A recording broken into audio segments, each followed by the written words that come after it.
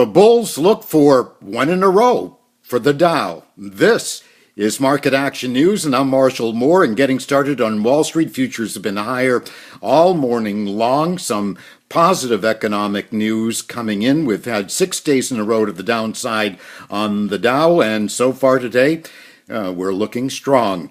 The news on the economy coming in on housing starts last month, reversing August downtrend and up 6.3%.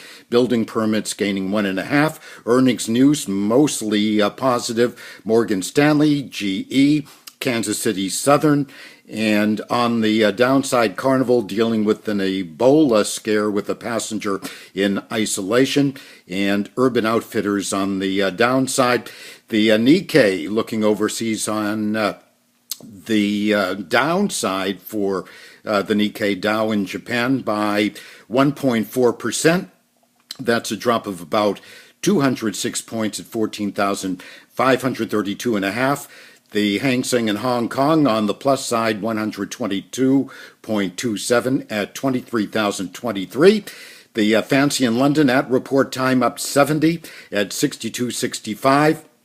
The DAX in Germany up almost 2% as we start out on Wall Street, up 160 points at 87.43. The CAC 40 up 2%, right at 4,000, up 80 points.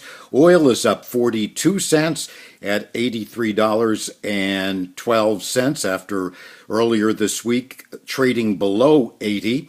Gold, though, on the downside and down $1.70 at $1,239.60.